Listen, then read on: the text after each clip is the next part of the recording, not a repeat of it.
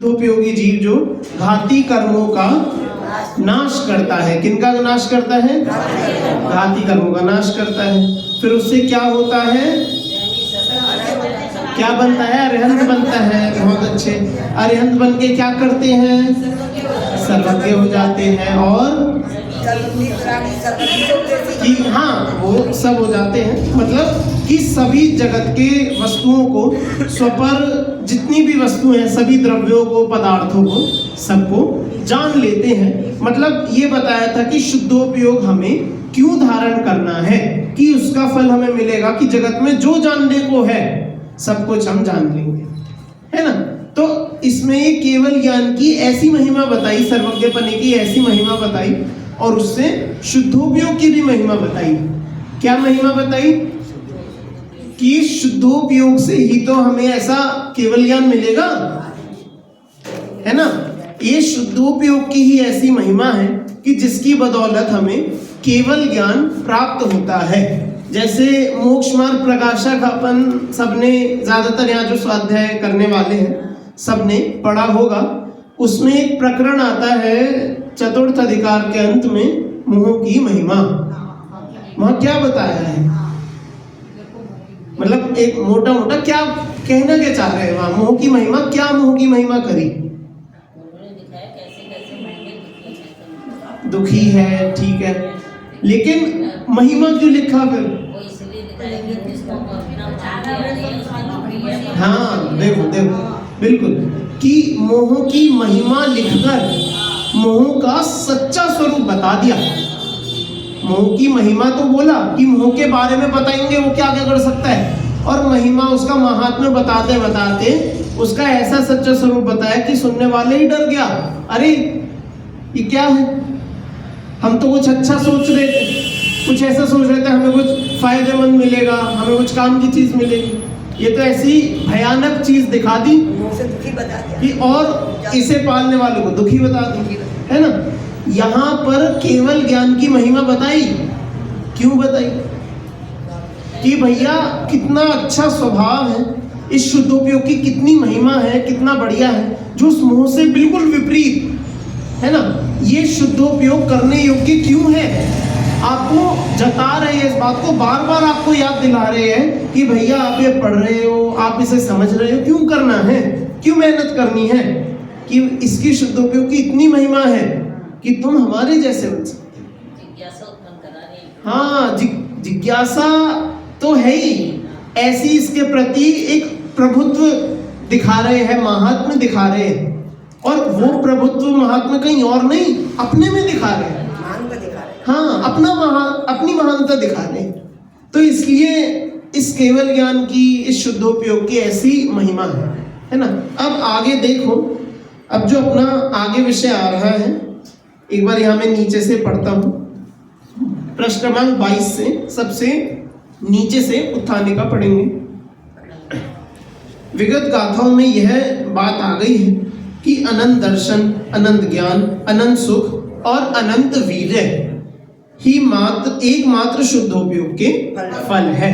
कि जो शुद्धोपयोगी जीव उसमें रमा रहेगा, उस शुद्धोपयोग में लीन रहेगा, तो उसके ये फल उसे प्राप्त होंगे। क्या क्या फल प्राप्त होंगे? अनंत दर्शन, ज्ञान, सुख और वीर्य, है ना। और शुद्धोपयोग से प्राप्त होने वाली ये निधियां हैं, अपनी ही निधियां हैं जो हमें प्राप्त होती है। शुद्धोपयोग आत्मा के आश्रय से आत्मा में ही उत्पन्न होने वाला वीतरागी परिणाम है। अब यहाँ पर ये एक पंक्ति में शुद्धोपयोग की कहो परिभाषा दे दी। क्या बोला? आत्मा के आश्रय से शुद्धोपयोग कैसे होते हैं? कैसे होते हैं? अपने ही आश्रय से होते हैं, है ना। और फिर क्या बोला? आत्मा में ही उत्पन्न होने वाला। ये आत्मा से होता है और आत्मा में ही होता है ना। उत्पन्न होकर कहीं निकल नहीं रहा। जैसे तिल है, तिल में तेल है, अब तेल निकालेंगे, तेल तो निकल के बह जाएगा, लोगों से अपना इस्तेमाल करेंगे। ऐसे कोई शुद्धोपयोग निकल के किसी और में नहीं लगेगा। शुद्धोपयोग जो अपने में उत्पन्न होगा वो हमारे ही काम में आएगा, है ना। अपने में से ही उत्पन्न होगा, अपने में से ही प्रकट होगा, और अपने ही में अपने में ही लगा रहेगा, अपनी आत्मा में ही उत्पन्न होने वाला क्या है? अंत में क्या बोला? वीतरागी परिणाम है। क्या है? वीतरागी परिणाम। ठीक है, अब ये तो मुझे बताने की जरूरत नहीं कि शुद्धोपयोग वीतरागी परिणाम कैसे हैं, क्या है ना, ये भी चर्चा वैसे आएगी। अभी तो हमें आज का जो बहुत महत्वपूर्ण, बहुत ही मार्मिक विषय है, बहुत सुंदर विषय है, उस पर थोड़ा मैं आपका ध्यान लाना चाहता हूं। देखो, अतः यह सहज सिद्ध है क्या कि यह भगवान आत्मा अपनी निधियों को पर के सहयोग के बिना स्वयं ही प्राप्त करता है। क्या बोला? कि जब आत्मा से उत्पन्न हो रहा है, आत्मा के आश्रय से हो रहा है, मतलब, और आत्मा में ही हो रहा है ना? समझ में आया है ना? तो आत्मा से हुआ, आत्मा में हुआ, तो ये तो बाहर से किसी ने इसमें कुछ किया ही नहीं। इस हमारे शुद्ध स्वभाव के प्रकट होने में बाह्य के किस का सहयोग था? किस वस्तु का सहयोग था? किसी अन्य का क्या सहयोग था? तो इसका मतलब ये तो खुद से ही हो रहा है। यह भगवान आत्मा अपनी निधियों को पर के सहयोग के बिना, पर वस्तु के सहयोग के बिना स्वयं ही प्राप्त करता है, खुद ही प्राप्त करता है, अपने से ही प्रकट होता है, अपने में ही प्रकट होता है। इस गाथा में यही बात समझाई जाती है। अब जो ये अगली गाथा हम पढ़ेंगे, इसमें यही विषय आएगा कि आत्मा जो है, जो इस शुद्ध स्वभाव को प्राप्त करता है, वह अपने से ही करता है, अपने में ही करता है, अपने द्वारा करता है, अपने लिए करता है। इस तरह से यहाँ पर इस बात को समझाया जाएगा। गाथा और पद्यानुवाद पढ़ते हैं, सभी मेरे पीछे पढ़ेंगे। तहसो लद्ध सहावो सवन्नु सव्वलोग पदि महिदो भूदो स्वयमेवादा हवदिशयं भुत्तिणे दिट्ठो त्रैलोक्य अधिपति पूजलाग स्वभाव अरे सर्वज्ञ जन स्वयं ही हो गए ताते स्वयं भू सब जन कहे। तहसो लद्द सहावो सवन्नु सव्वलोग पदी महिदो। देखो, पहले एक, क्योंकि थोड़ा सा इसका जो अर्थ है, जो इसमें बात है, थोड़ी महिमावंत भी कही है, तो पहले मैं आपको सामान्य अर्थ बताता हूँ, फिर गाथा से इसका समझेंगे। देखो, इस प्रकार वह आत्मा स्वभाव को प्राप्त, सबसे पहले क्या बताया आत्मा के लिए कि यह आत्मा कैसी है? अपने स्वभाव को प्राप्त है। कैसी है?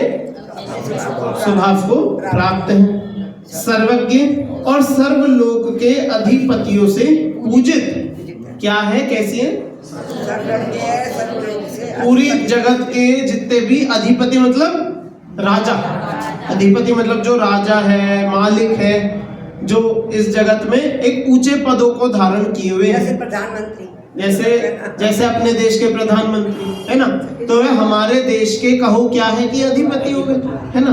तो यहाँ बोले हैं जो इस पूरे लोक के जो अधिपति है, जो राजागण होते हैं, उनके द्वारा भी जो पूजित हो, सर्वज्ञ है, जिन्होंने अपने स्वभाव को प्राप्त किया है और स्वयमेव हुए हैं। स्वयमेव हुए हैं मतलब कि इस सब को खुद ही प्राप्त किया है, किसी ने लाकर नहीं दिया, कि कहीं से चुराया नहीं, मांगा नहीं, कहीं से लिया नहीं, उधार नहीं लिया, खुद अपनी ही निधि को अपने आप ही प्राप्त किया है। स्वयमेव हुआ होने से स्वयंभू है। क्या बोला? स्वयंभू।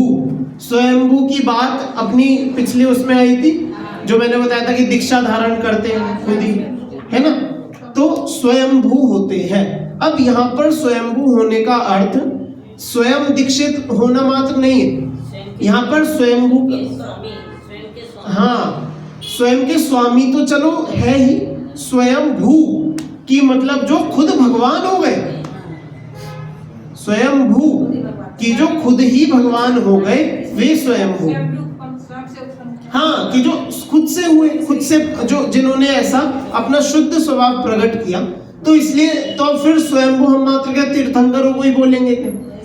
या फिर जो जीव इस स्वभाव को प्राप्त कर सकता है वे सभी स्वयंभू हैं। क्यों? अब सभी जीव तो इस स्वभाव को धारण किए हुए हैं ना, सभी जीव स्वभाव से ही स्वयंभू हो सकते हैं। जो इसे प्रकट कर ले वो साक्षात स्वयं है ना। अब देखो यहाँ समझाना क्या चाह रहे हैं, इस बात को एक बार गाथा से देखते हैं।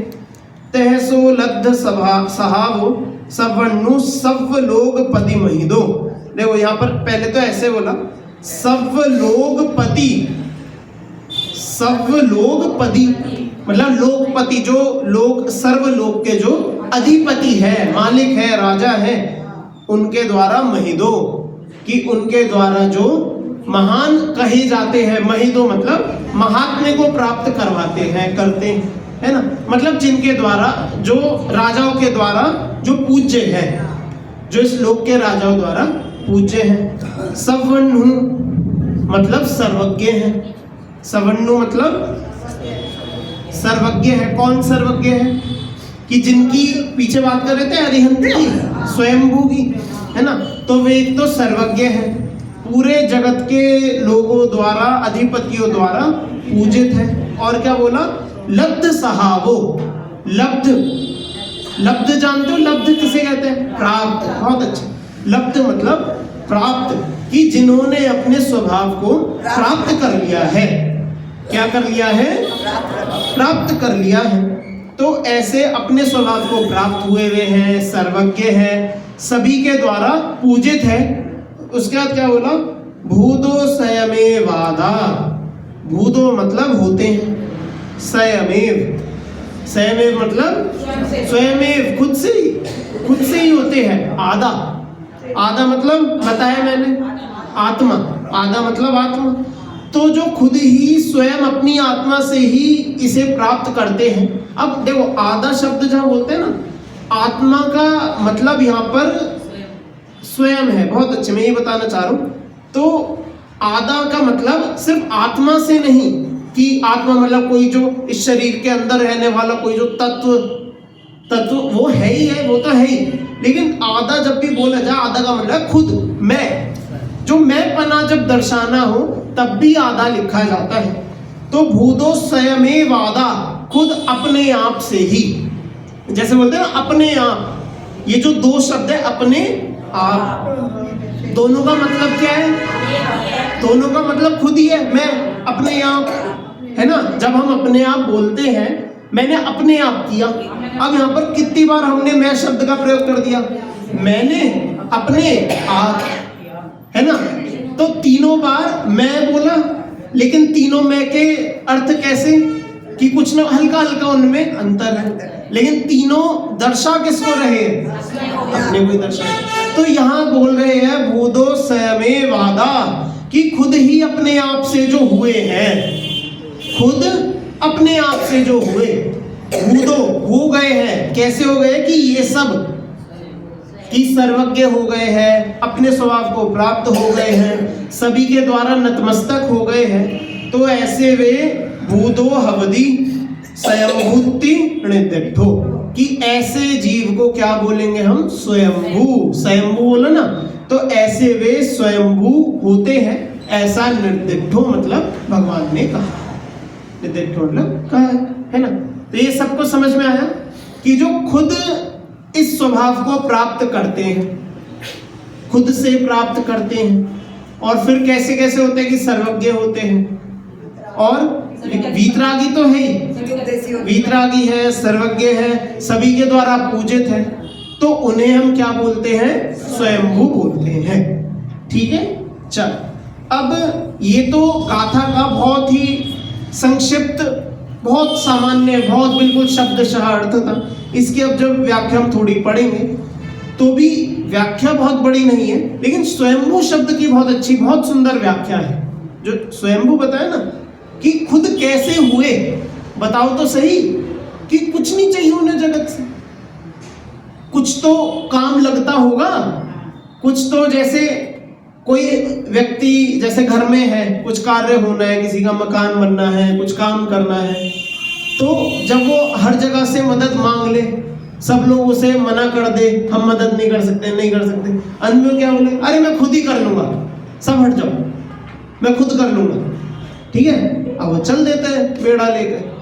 अब करते करते उसे समझ में आता है भैया अकेले तो हो नहीं सकता।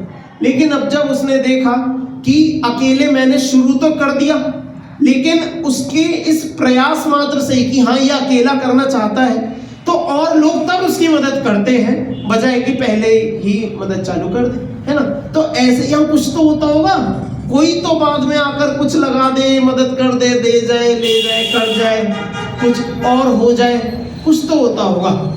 चलो अब इसकी टीका से ही हम इसकी चर्चा प्रारंभ करते हैं, फिर हमें और विशेष समझ में आएगा।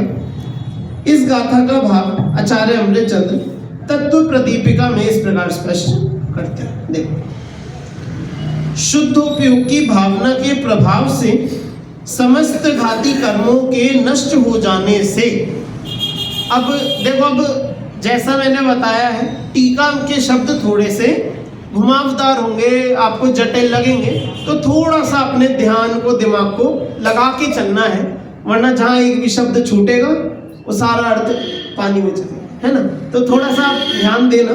देखो, शुद्धोपयोग की भावना के प्रभाव से, क्या बताया, शुद्धोपयोग की भावना के प्रभाव से, मतलब शुद्धोपयोग धारण करना चाहते हैं ऐसी भावना है, और उसके प्रभाव से। अब जब वो भावना होगी तो फिर भाई भावना का फल क्या होता है कि जिसकी भावना थी वो फल मिलना चाहिए, मिलता है। तो यहाँ पर जिसने वो भावना भाई, उसने वो शुद्धोपयोग को प्राप्त किया ना। तो उस शुद्धोपयोग को प्राप्त करने से फिर क्या, समस्त घाती कर्मों के नष्ट हो जाने से। देखो अब यहाँ मतलब जो टीका ना शुरू से लेकर चल रहा है कि सबसे पहले किसी जीव ने ऐसी इच्छा करी मन में कि हाँ मुझे शुद्धोपयोग करना है, मैं चाहता हूं कि मैं इस मार्ग में लगूं। फिर इस भावना के फल से, मतलब फल कहो, उसका पुरुषार्थ कहो, है ना। तो उस फल से क्या किया कि इस शुद्धोपयोग को प्राप्त किया। फिर उस शुद्धोपयोग का फल क्या है कि समस्त घाती कर्मों का नष्ट हो गए।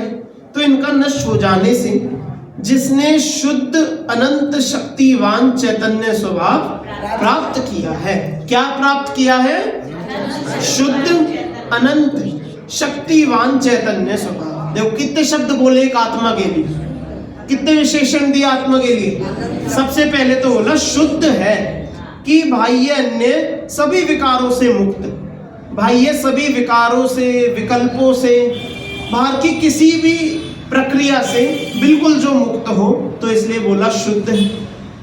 शुद्ध समझ में आया, है ना, कि बाहर से बिल्कुल अलग है ना, अब तो अपने में ही रहे, अपने को ही जानते हैं, तो इसलिए बिल्कुल शुद्ध आत्मा साथ है ना। उसके बाद अनंत, अनंत भी हमने समझा है। अनंत कहाँ समझा है, हाँ तो समझा ही है, लेकिन और पहले थोड़ा सा सोचो, अनंत हमने कहाँ पढ़ा था, शुद्धोपयोग के बारे में, सुख के बारे में अनंत पढ़ा था हमने। चलो कोई बात नहीं, अनंत वहां आया था कि जिनका सुख अनंत है।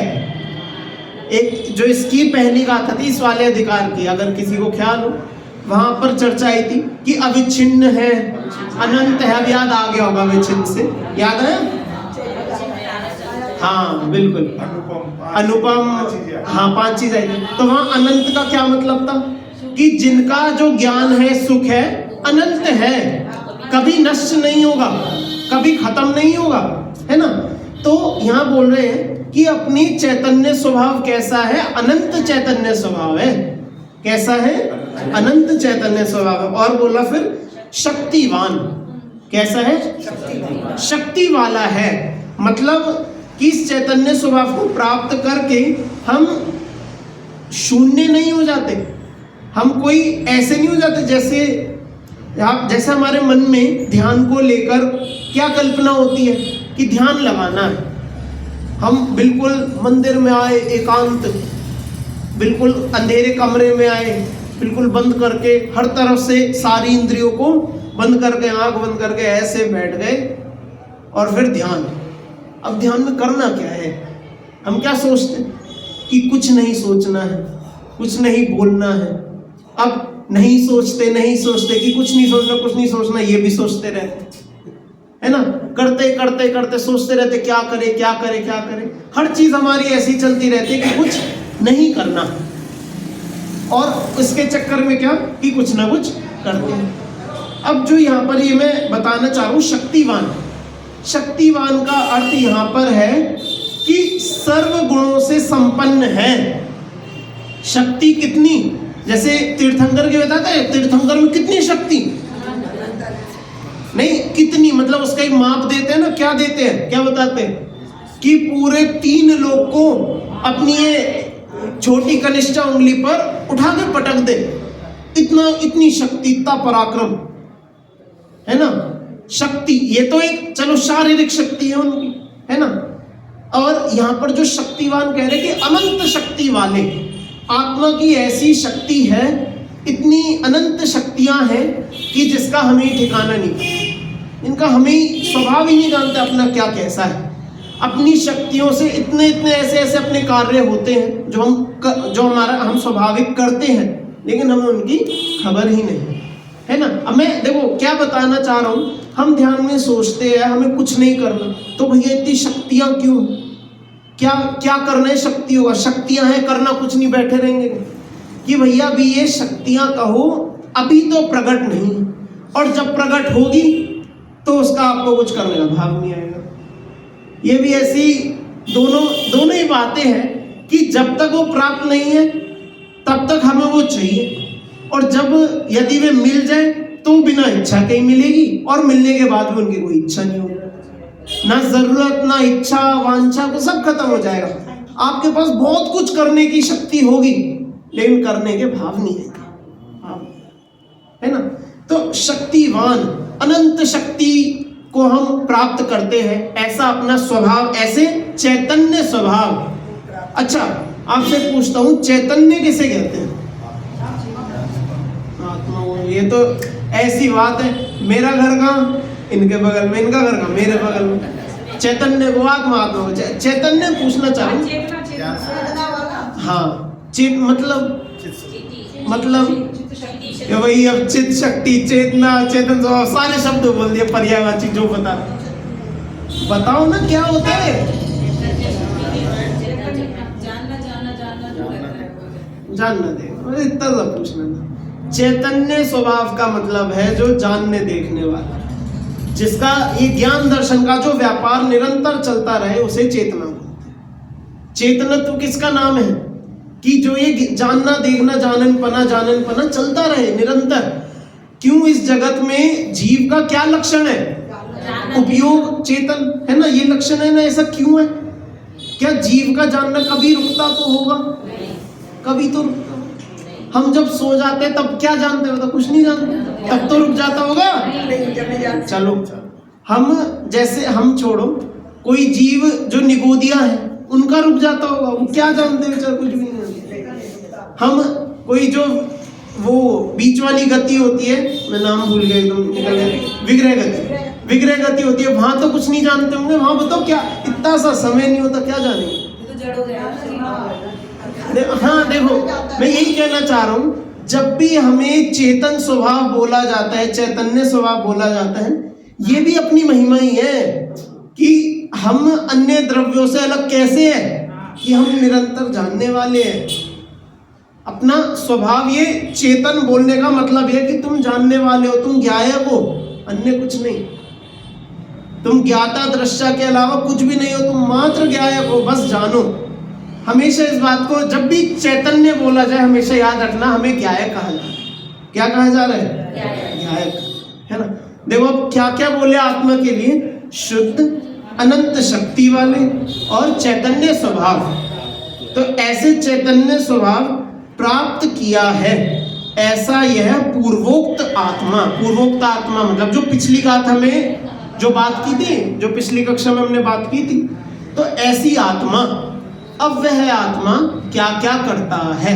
क्या क्या उसके साथ होता है, अब इसकी चर्चा अपनी आ रही है। अब ये शुरू होने से पहले मैं आपको पहले ही थोड़ा सा बता देता हूँ। अब जो ये चर्चा हम करेंगे इन्हें बोलते हैं षटकारक।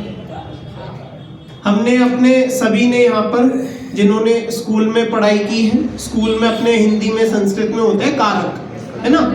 कर्ता ने कर्म को करण से, संप्रदान के लिए अपादान से, अधिकरण में पर संबंध भी होता है बीच में, तो हाँ वो व्याकरण का है ना। तो जो षटकारक होते हैं ये क्या बताते हैं? अभी यहाँ नहीं, अभी नॉर्मल सादे वाले षटकारक क्या कि जो करने वाला है वो करता है, जो काम हुआ वो कर्म है, जिस वस्तु के द्वारा हुआ मतलब जो टूल था, जो माध्यम था, साधन था, उसे वो बोलते हैं करण बोलते हैं। फिर जिसके लिए क्यों हुआ कोई कार्य तो उसे संप्रदान बोलते हैं। फिर जिससे हुआ मतलब पृथक होते हुए बोलते हैं तो उसे अपादान बोलते हैं। और फिर जहां पर हुआ उसे अधिकरण बोलते हैं, है ना।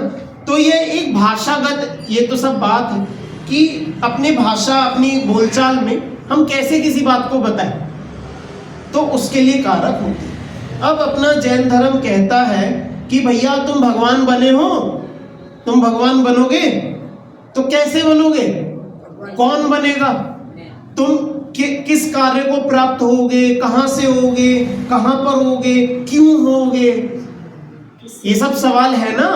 तो उसके जवाब ये हमें आज मिलेंगे, है ना। कैसे होंगे। अब देखो 6 प्रश्न है।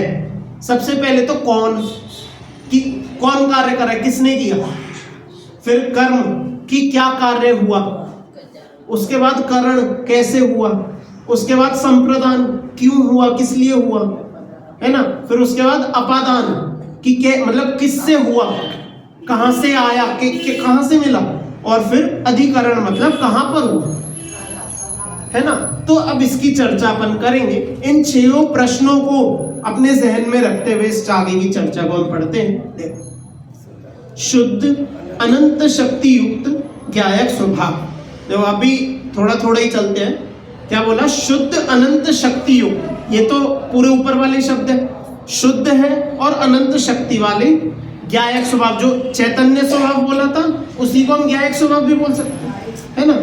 तो शुद्ध अनंत शक्ति युक्त ज्ञायक स्वभाव के कारण कि जब ये जो स्वभाव है जो ये प्रकट हो गया तो उसके कारण सबसे पहले बोला स्वतंत्र होने से। क्या होने से? स्वतंत्र होने से। स्वतंत्र मतलब फ्री, खुल गए, पराधीनता नहीं है। मतलब कि जो खुद से ही स्वाधीन है, संपूर्ण है, जिसे पर की अपेक्षा नहीं है ना। अब जिन्होंने अपने सहज स्वभाव को प्राप्त कर लिया है उन्हें किसकी पराधीनता? कौन उन्हें अपनी शरण देगा? वो किसकी शरण में जाएंगे? किसी अपनी शरण में जाएंगे।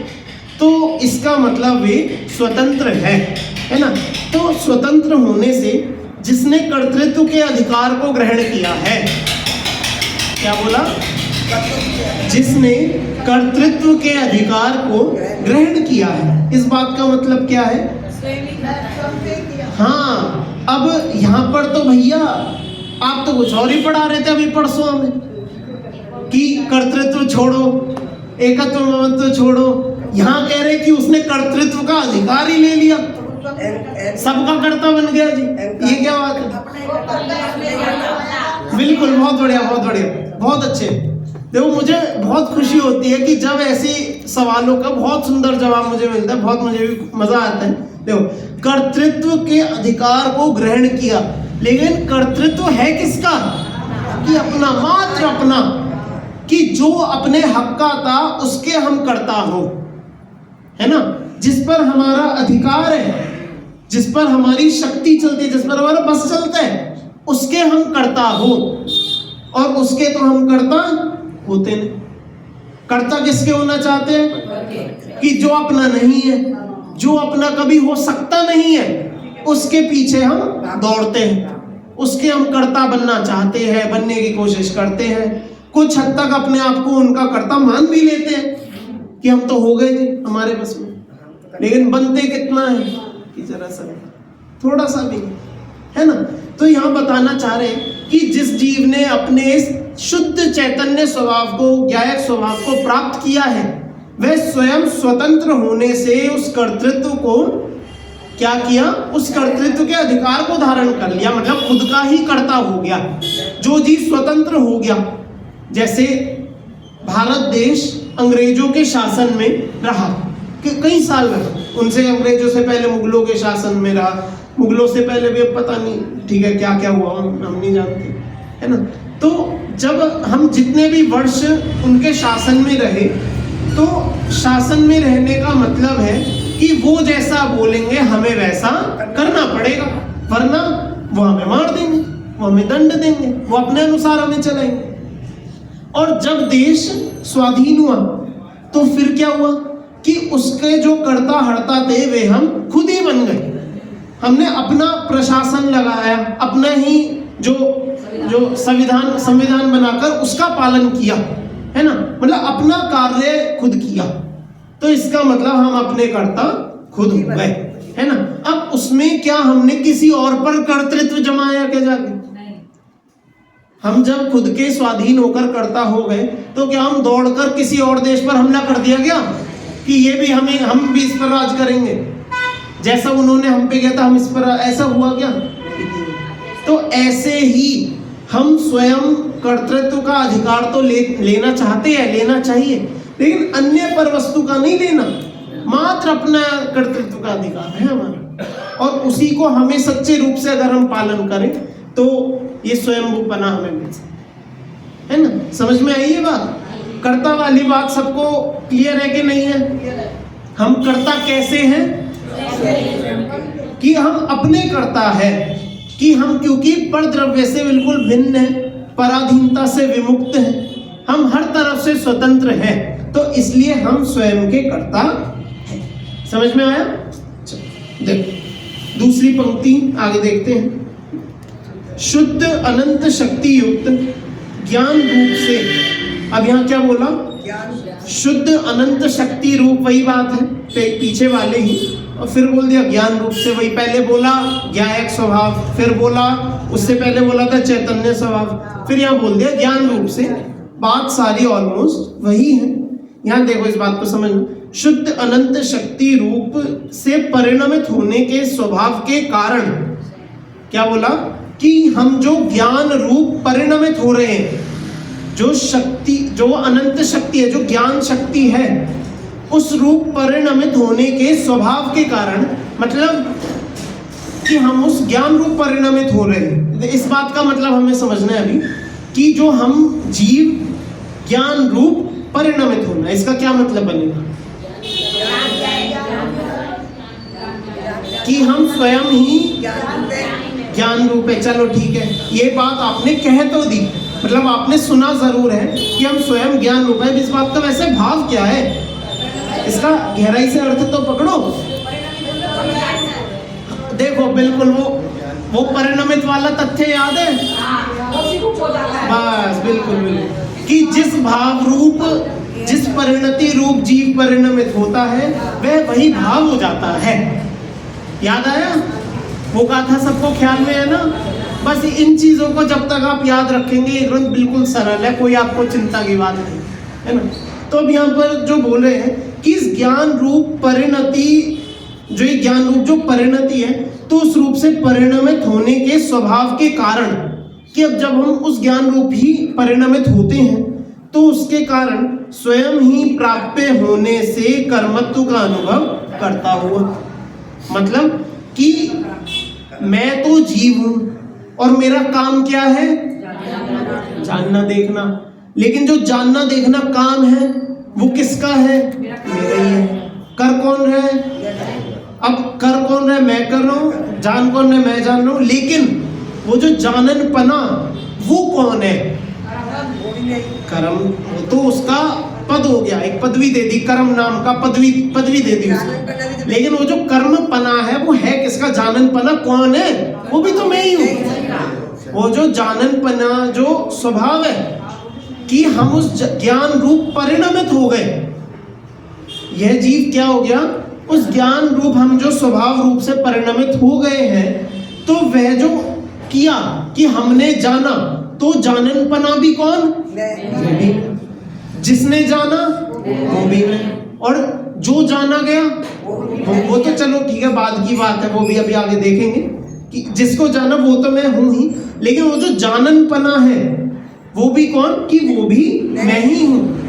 वो जो है ना, जो ये कर्म को प्राप्त हुए, कर्म किसे कहते हैं एक वाक्य में? कि जिस कार्य को प्राप्त हुए, कार्य जिसे प्राप्त होता है उसे कर्म बोलते हैं, है ना।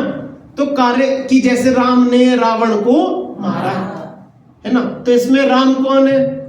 करता है। रावण कौन है? कर्म है। बहुत बढ़िया, मारना क्रिया हो गई। तो रावण जैसे कर्म है, क्यों मारना क्रिया किस पर लगी? रावण पर लगी। तो ऐसी जो जानना क्रिया है वो किस पर लगी? कि उसी मेरे पर ही घटेगी, वो जाननपना भी और वो जिसे जाना उसको भी, वो जो जानने रूप परिणमित हुआ वह भी।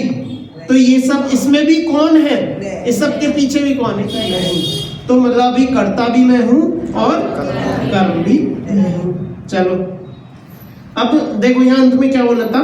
उस स्वयं ही प्राप्य होने से, कि मैंने खुद को ही प्राप्त किया है, मैंने खुद को ही जाना है, तो इसलिए कर्मत्व का अनुभव होता हुआ कि हम कर्ता थे और हम ही अपने कर्म हो गए।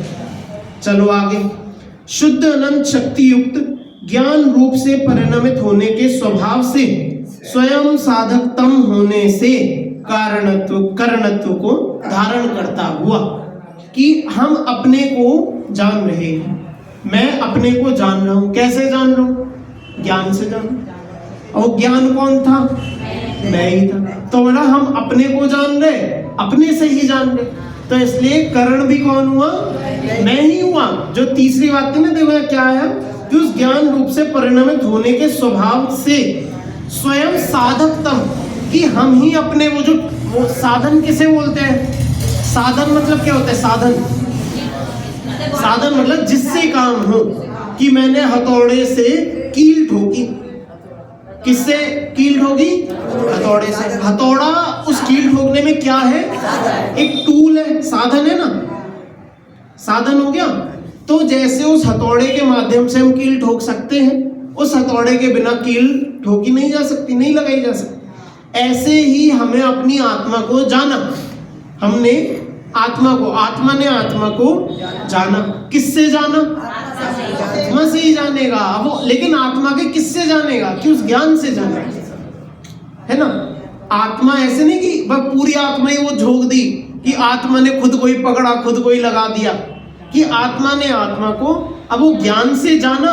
ज्ञान से जानने का मतलब ज्ञान ही, क्योंकि सर्वस्व आत्मा ही है, तो इसलिए बोला जाएगा कि आत्मा ने आत्मा को आत्मा से जाना, है ना। ये अब समझ में आया ये भी। अब 3 प्रश्न थे, 3 का समाधान क्या मिला? कि आत्मा ही, आत्मा ने ही जाना, आत्मा को ही जाना, आत्मा से ही जाना। चलो आगे क्या है अगला? शुद्ध अनंत शक्ति युक्त ज्ञान रूप परिणमित होने के स्वभाव के कारण, इतना तो सब में ही सेम है। कितना?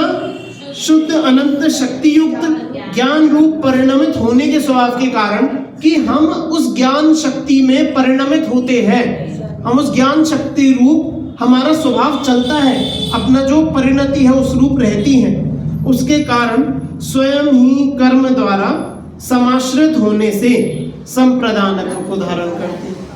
कि हमने किसके लिए जाना? उसका जो समाश्रित, ये क्या बोला जाता है? समाश्रितपना, उस कर्म के स्वयं ही कर्म द्वारा समाश्रित होने से, कि वह जो कर्म है वो कहां से आया, क्यों किया। जो इस क्यों का सवाल, जो क्यों का जवाब है, तो वह भी क्यों आया। हमने अपने आप को क्यों जाना? कि बस उस आत्मा के कारण ही जाना। कि वो जो कर्म है कहां से? कि वो भी आत्मा से ही आया। क्योंकि देखो अंत में इसमें यही समझाना है कि हर तरफ से स्वाधीनता है, पर के किसी भी वस्तु का, पर के किसी भी स्वभाव का अंश मात्र भी नहीं है, प्रभाव का अंश भी नहीं है। अपने एक स्वभाव की महिमा दिखानी है, कि हम खुद को जान रहे, खुद से जान रहे और खुद के लिए जान रहे हैं। किसके लिए जान रहे? खुद के लिए ही जान रहे, है ना। कर्म द्वारा समाश्रित होने से संप्रदानत्व को धारण करता हुआ, ठीक है, तो इसलिए संप्रदान भी मैं ही हूँ।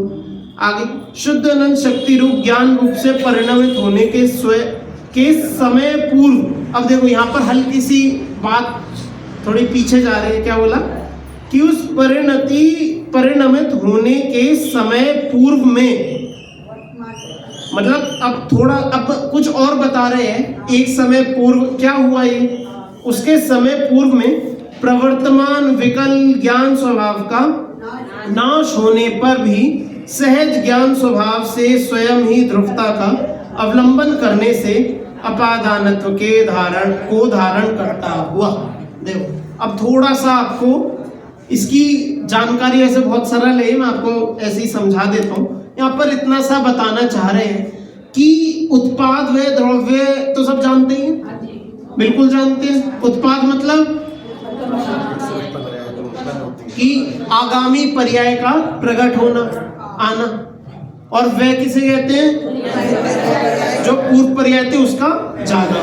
और द्रव्य कैसे बोलते हैं, जो उस उत्पाद व्यय में जो निरंतर बना रहे, या फिर कहो उस उत्पाद व्यय का निरंतर होते रहना, कि नई पर्याय का आना, पूर्व पर्याय का जाना, इसे द्रव्य कहते हैं। तो यहाँ पर बता रहे हैं कि जब हमारे पूर्व पर्याय जो थी, देखो यहाँ क्या बोला, प्रवर्तमान विकल ज्ञान स्वभाव का नाश होने से, विकल ज्ञान स्वभाव, विकल ज्ञान स्वभाव मतलब,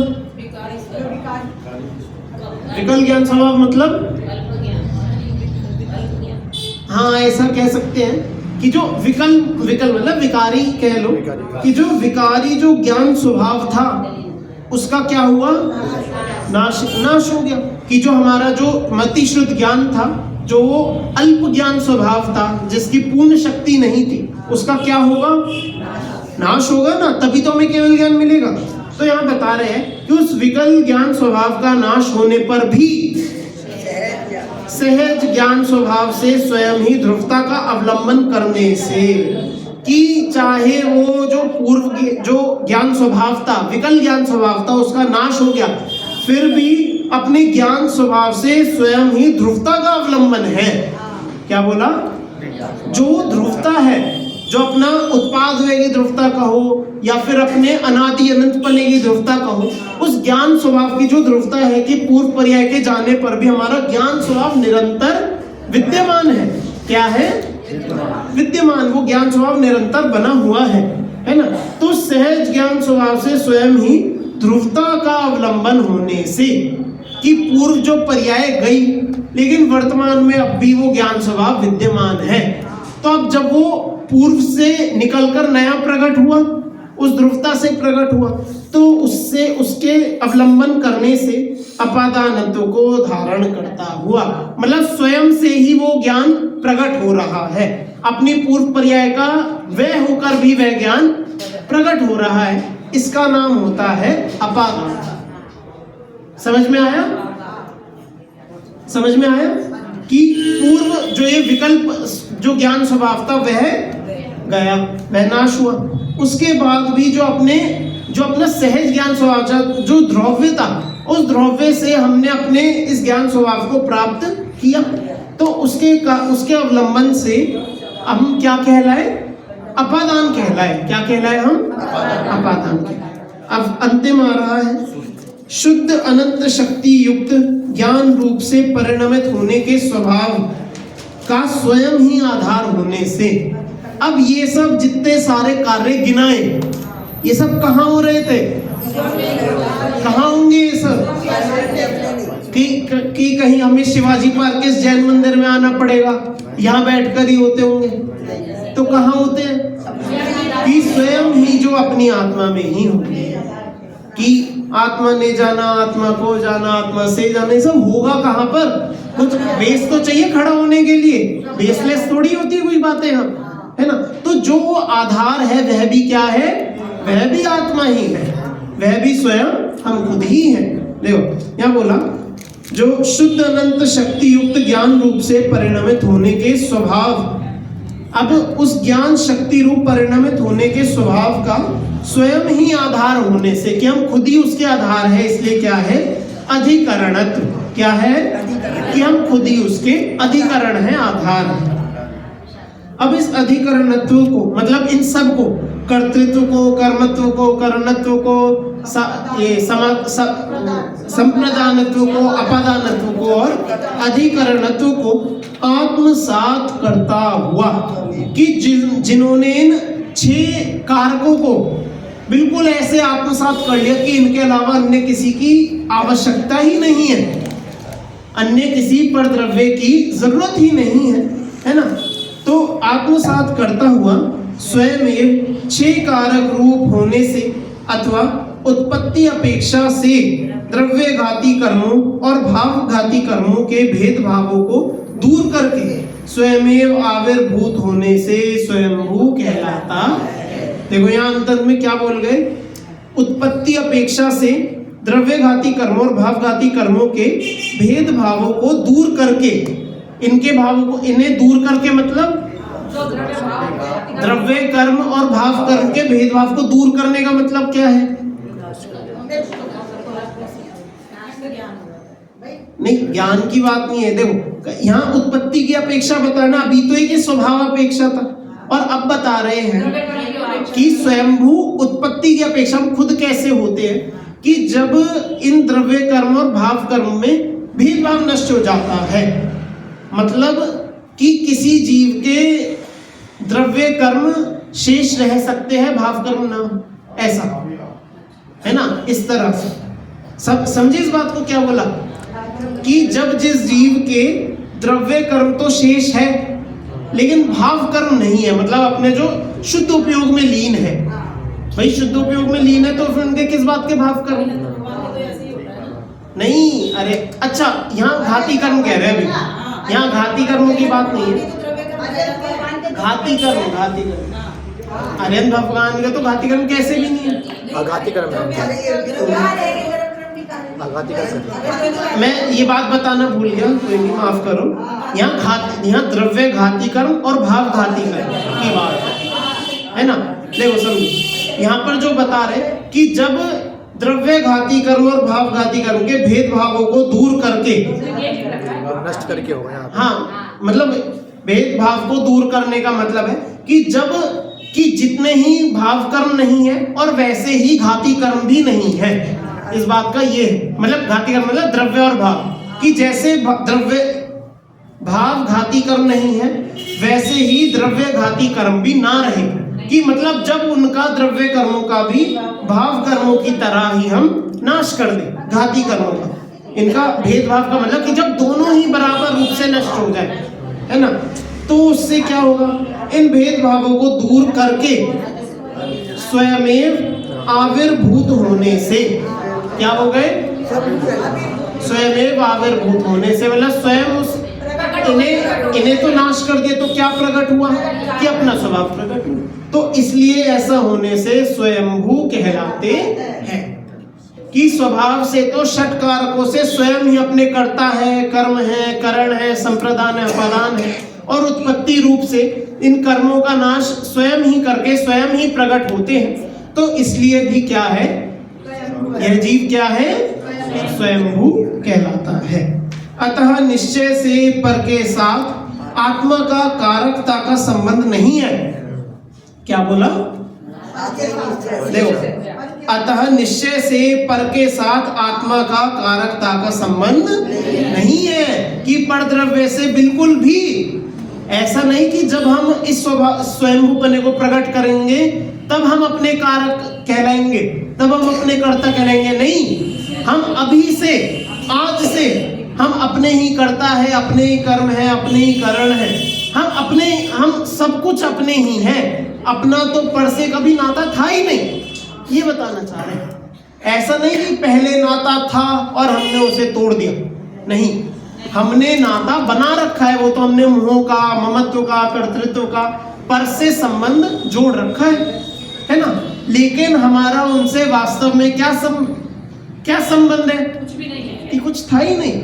हमारा निश्चय से पर के साथ आत्मा का कारकता का संबंध नहीं है कि जिससे शुद्धात्म लाभ की प्राप्ति के लिए बाह्य सामग्री ढूंढने की व्यग्रता से जीव व्यर्थ ही परतंत्र होता है। कि हमें अपना कल्याण करने के लिए बाहर से क्या चाहिए? कि कुछ कभी चाहिए ही नहीं था, सब कुछ ही तो अपने पास है। कि भैया कुछ तो एक सामग्री तो बाहर से मिलती होगी। अगर कुछ भी बाहर से नहीं मिलता तो आज तक क्यों नहीं बने? आज तक क्यों नहीं कर लिया हमने? इतना अनंत काल हमें संसार में हो गया, आज तक हमने क्यों नहीं किया? क्योंकि इस बात को कभी समझे। इतनी सी बात है, इतनी सी बात। वो जो कहते हैं ना कि स्वयंभू पने को बस हमें समझना ही तो है। हमें अपना जो पर द्रव्य के प्रति जो परतंत्रता है, यही तो समझने कि हम परतंत्र है, हमें इससे स्वाधीनता चाहिए। जहां इस बात को समझा और हम अपने स्वभाव को समझ सकते हैं, हम अपने इस जो क्या बताना चाह रहे हैं यहाँ पर, स्वयंभू पने को कैसे बताना चाह रहे हैं यहाँ पर कि हम अपने में ही परिपूर्ण हैं, संपूर्ण हैं। हमें बाह्य की कोई आवश्यकता नहीं है, बस हमें इस बात को ही समझना और हम क्या हो जाएंगे? हम खुद ही स्वाधीन हो जाएंगे। सब अपने में अहमिंद्र है, सब अपने में। अरे सब अपने में अहमिंद्र क्यों है? अहमिंद्र अहमिंद्र, हम तो भगवान है। अहमिंद्र तो बेचारे 33 स्वर्गों के लिए, 33 सागर के लिए सर्वार्थ सिद्धि में फंसे हैं। हम तो अहमिंद्र नहीं, हम तो अहमिंद्रों द्वारा नतमस्तक भगवान बनना चाहते हैं ना। हम स्वयंभू अहमिंद्र भी इस बात को तरसते हैं कि कब हम वहां से छूटकर इस बात को पढ़ के समझ के हम भी कल्याण करें। बिल्कुल, है ना। तो इसलिए अंत में देखो यही समझाना है। इस पूरी बात में हम कितना ही हम इसमें टेक्निकल बातें ढूंढ ले कि कारक ऐसा कारक वैसा, खूब इसमें ग्रामर करे, ये करे वो करे, अंत में तो हमें समझना इतना सा है कि जो सामग्री हमें अपने कल्याण के लिए चाहिए वो अपने में ही है। बाहर कहीं ढूंढते रहो, पढ़ते रहो, करते रहो, कहीं नहीं मिलेगी, अपने में ही है ना। स्वयं से ही जब हम इसकी खोज करेंगे तो अपने में ही प्राप्त होगी। बाह्य में ढूंढने से व्यर्थ ही हम अपना समय ही खोएंगे, अन्य कुछ नहीं मिलेगा। इसकी शेष चर्चा भी कल करेंगे, अगली कक्षा में करेंगे। अभी समय भी काफी